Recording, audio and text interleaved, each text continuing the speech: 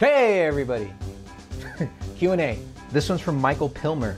Going back some years, can you remember the first way, chronologically, that music saved your life? Well, Michael, I'm pretty sure it was like around the time I was 7 or 8 or 9, when my brother started bringing home like metal cassettes and like some punk rock stuff. And the reason why it was around that time was because I didn't live in the best neighborhood, and all around me, you know, there wasn't a whole lot of good things going on, and it was easy for me to get wrapped up in that as I grew up around that. So because I had music, because it gave me a different frame of mind, I guess you can say, it kind of kept me out of that lane of life and that like mentality. So yeah, when I was really young, man, I think it saved my life. Aside from that, I guess as the years went on, you know, as life gets tougher and you turn into a teenager that, you know, hates everything and is mad at everything or whatever. I think it saved my life through some tough times because I had drums to turn to and like to delve into, and guitar, you know, and instead of like, you know, having all my angst and anger taken out on people or you know, stuff like that. Even though I did get in trouble a lot when I was a teenager, I got arrested a couple times when I was younger. I didn't say that. I had drums and music to like delve into and to keep myself occupied for the most part. This one's from Johnny Scotland. What's your favorite British cuisine? I really like the traditional English breakfast with like the beans, and the beans are kind of like tomatoey, and then you got these thick slices of bacon. It's almost like ham, and the eggs over easy or sunny side up or what have you with the toast and all that stuff, I think. And the sausage isn't really my favorite English style. It kind of reminds me of stuffing, which I'm okay with stuffing, but like it kind of tricks my mind thinking I'm going to taste like the sausage that I'm used to at home, and then when I bite into it, it's like stuffing. It's a little, I don't know, it trips me out. But anyway, over that, I think I like the Yorkshire pudding. You know, when you guys make the, it's almost like rolls or like biscuits, and then you put the gravy in it. And there's like sliced roast beef and peas on the side and the roasted potatoes. That one's pretty bomb. I love that one. This one's from Sean Byrne. Why is this final Dickies record taking so long? It's okay to name names. Well, Sean, yeah, it's taking kind of long. You know, I guess collectively, like we all got our own things going. You know, Leonard is really the captain, you know, of the ship as far as like, you know, if he doesn't move, we don't move pretty much. I mean, we can get other things done, but you know, we need all of us to be ready and willing to put in the work to get stuff done. And I know Leonard had, you know, things going on. He also has his book that he's working on, which he's making progress on now. And we are actually making progress on the record. Last weekend, we just recorded several songs, which some will be on that record, and maybe some will be released as singles. I don't know. We're gonna have to wait and see. This one's from Matthew Nochel. I don't know if I said that right. Maybe it's Nachel or Canachel. I think it's Nochel. Matthew, please correct me in the comments below. Great meeting you in Pittsburgh and Columbus this past tour. My question this time is, why the shirt and tie? I would think that it would be uncomfortable under the lights and moving as much as you do. Well, I'll try and make the story short. The first official show I played with the Dickies was the same day as my sister's wedding, and I dressed up, you know, appropriately as I could for the wedding. I put on my bow tie and my white long sleeve, and you know, had my hair the way I always comb it. And we had to leave the reception a little early to get to the gig, and I had a change of clothes in my backpack, and it was just, you know, black jeans and a black shirt. I didn't want to stand out too much because one, I'm the drummer, and two, I'm new. So I just wanted to do my best to fit in with the band and, you know, help make things go smoothly. But anyway, we get to backstage, my wife and I, and we run right into Stan. And Stan looks me up and down and was like, "Are you wearing that?" I go, No, I got a change of clothes in my backpack here." And he's like, No, keep it on. I'm like, okay, I guess, man. And so it just that's how it stuck, and it just always stayed. And honestly, it just kind of feels normal to me. Like my grandpa used to kind of wear stuff in that fashion, and I remember a lot of my grandpa. He was one of the coolest dudes I ever have known. So I kind of feel comfortable in that way. And even with the punk rock scene, I know punk rock is like for the outcast, and it's a place for people that don't fit in anywhere else to fit into. And I've felt that way in the past, but just like, you know, any crowd of people, I always end up feeling like the alien. So expressing it that way in a you know, tie-in and nice shirt and combed hair within a whole bunch of people with mohawks and piercings and stuff, I kind of feel like that's how I belong and that's how I fit in. This one's from Derry Struthers. What is your favorite band? What is too fucking tough? How do you name one? Bro, that's super, super tough. I can't name just one band, but I would say, like off the top of my head, Suicidal. I'm wearing a Suicidal Tendencies shirt now. They're one of my all-time favorite bands. Mr. Bungle is another one. I know, like, for, you know, artsy gatekeepers, that's supposed to be cool.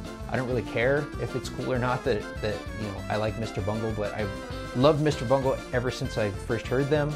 My brother came to the house one day, and I was probably 15 or 14, and he's like, hey man, you know, so-and-so said that there's this band that sounds like scary circus music. They're called Mr. Bungle. And I'm like, what the fuck? For real? Okay, here's my money, please buy it for me, man. He was going to the record store. I think that's why he brought it up. System of a Down is another band that's popular, that's not cool to like, I guess. And I love that band. I really don't care if people give me shit about liking that band. I love that band. Ever since the first time I ever heard their music, it blew my mind in a weird way. It was almost like when I listened to the Dickies and I fell in love with them.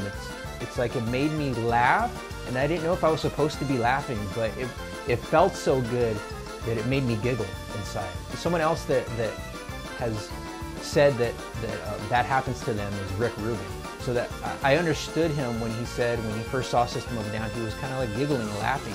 Not because you know, it was a bad thing, it was because it was so different and unique in this weird way that it tickled him, you know, and made him laugh. So anyway, yeah, Mr. Bungle, Suicidal, System of a Down, and there's just so many others, man. This is from Grayson Neal. Who are you? Well, Grayson, I am a 41-year-old young man, and I play drums for a band called the Dickies. I've also subbed for the Adolescents, DI, CJ Ramone. I have my own band that I've had for about 23 years now called Zombie. We ripped that name off of Zombie the Genie from Pee Wee Herman's Playhouse. And that's me, I guess. This one's from Sven Berkvist.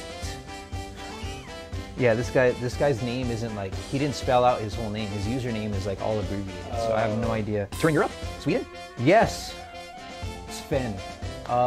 We are actually going to the UK and Germany and Belgium this July. So we will see you there, I guess. I'm assuming it's like Sven and then it's like SVNBRGQ. This one's from Colin W08. What is your favorite song to play with the Dickies? What is your favorite horror film? My favorite song or songs to play with the Dickies would be Killer Clowns. That's like one of my favorites. And I would say another one would be Golden Boys. I love Golden Boys. Just the groove and the feel of it is just so good, dude. I love it. Every time. Hereditary I really like, dude. That's probably on my favorites list now. And I know some people, you know, hate that movie. Some people like it, whatever, dude, I don't care. I love that movie. It's creepy, and even the ending is kind of like, I don't know what to think of the ending. It's kind of cheesy, but not. I don't know if that was super intentional for it to be kind of almost campy in a way when you see the body floating up into the treehouse. It made me kind of laugh, but at the same time, like, it didn't quite take me out of the seriousness of the rest of the story. I love Dead Silence. I don't know if you've seen that one. Mandy is super cool. I just saw that recently, and I tried to give it a chance a little while ago, and I think I was sleeping, it was late at night, and I watched the first 5 minutes, and it has like a soft, slow beginning, and I just shut it off. But I gave it a chance a few days ago, and it was not late at night, and I was awake, and I actually watched the whole thing, and it was rad. I loved it. Really cool movie. This one's from Alfred Barnum. Do you get to choose the color of your records? Alfred, no, I don't, man. I guess that would be cool if I had the choice, but that would be too self-indulgent, I guess, if we're gonna sell, you know, a few thousand copies to, you know, other fans, but then the drummer gets to choose. I mean, I guess that would be cool for me to, if we were gonna make like a variety of different, you know, colored vinyls and I got to choose one, that would be cool. I really feel special if I had that privilege, but no, I don't have that privilege. Another one from Alfred, I think he's got 3 here. Favorite color vinyl? In the past, the ones I've seen, I really like Neon Green. Actually, Dickies had put out the Idiot Savant record through Dr. Strange. Shout out to Bill. Bill is my friend, and I think he's great. He's super cool, and I'll see you soon, Bill. Yeah, he printed a neon green vinyl for Idiot Savant, and it was really, really cool, dude. I love it. I just love how it's like toyish in a way. It's like not even a record, it's like a toy. I love that. Last one from Alfred. Breakfast, lunch, dinner, what is a Dickies top dish? That kind of varies, dude. We all kind of choose our own thing. Eddie and I, and even Ben and Stan, from time to time, we tend to team up to get to sort out barbecue when we're going around the States. Even when we're in the UK, there's a place called Red's True Barbecue. Look it up, it's really good, man. Those guys came over to the US, to the South and Southwest, and did their homework and brought that knowledge back to the UK and make barbecue there, and it's great, dude. So I would say, in a way, barbecue, but there's also Chinese. We love you know, finding some good Chinese spots, and Indian. This one's from Alex Kopek. You filled in on drums for DI and the adolescents. Was one set more challenging to learn than the other? You know what, man? Actually, no, it wasn't. You know, they're similar in a way of them being, you know, the pioneers of the Orange County punk rock sound. They kind of shared, you know, musicians as well. So it was pretty similar, even though they are their own kind of you know, sounds, or their own monsters for sure. We you know, us fans definitely know the difference between the two, obviously. But no, they were both equally challenging. I know all the classics very well, but me, just like most people, when you love the classics, you're not always focused on the drums. You know, you're into the lyrics and the singer and the music collectively. So it did take some effort to make sure I knew the ins and outs and the details of what was really going on behind the kit for both bands. This one's from Jeremy Henderson. Hey man, I was wondering how to get my bass pedal to have a little more consistent snap for those fast songs. Grab your bass drum beater and loosen it, and then flip it around. Depending on what kind of beater you have, which is the majority of beaters, the backside is like some kind of hard plastic material. If you flip it around and then, you know, tighten it and use the back part of the mallet, it gives it a slap, because you no longer have felt hitting the batter side of the bass drum. Now you have that hard plastic or whatever it is smacking into the bass drum. And that gives it a slap or a little bit of a click in a way. This one's from my friend Dr. Disc over at Goldmine Magazine.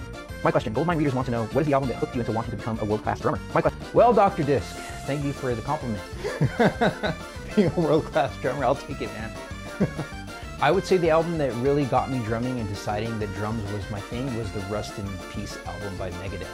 Just watching those along with their, oh shit, what was that, man?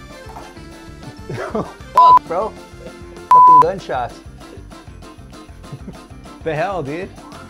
Come on, bro. It's almost 4th of July, but honestly, this is every week anyway. Yeah. Nothing's changed. This one's from Adrienne Lopez. When, why, who, and how did you start drumming?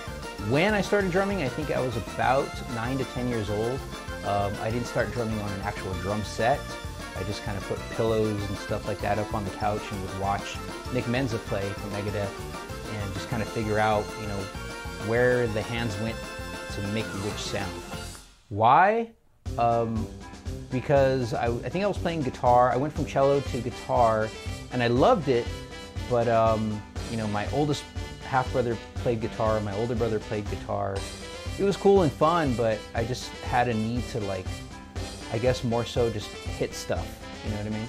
This one's from Dan Barba. What do you think of this T-shirt, and who do you think it was gifted to a few weeks ago? Well, I see that it's in Exploited shirt, and I think I see signatures from Stan Lee and Rob and Waddy from Exploited on there, a couple other guys, and I see the ticket there. I'm guessing that it was gifted to you, Dan. And I think the shirt is rad. I hope you don't wear it though, man, because that's something that you want to put on a wall, dude.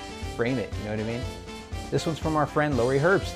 I like to say, I'm always questioning how to pronounce your last name, Lori, so I just kind of like imagine that the B is silent and the T is silent, and your last name is Hearst, like Lori Hearst.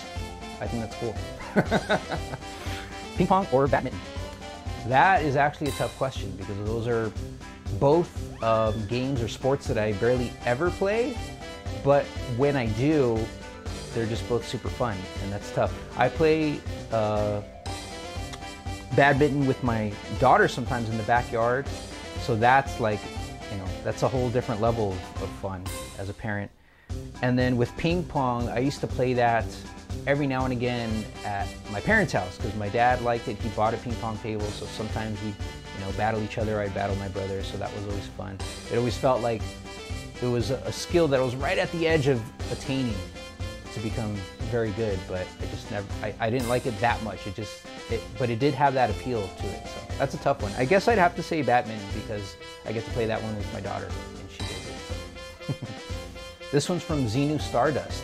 Why don't you guys ever play bowling with Bedrock Barney? Actually, Xenu, we do play it. It's just been some years. I think the last time we played it was probably like 2016, maybe 2015.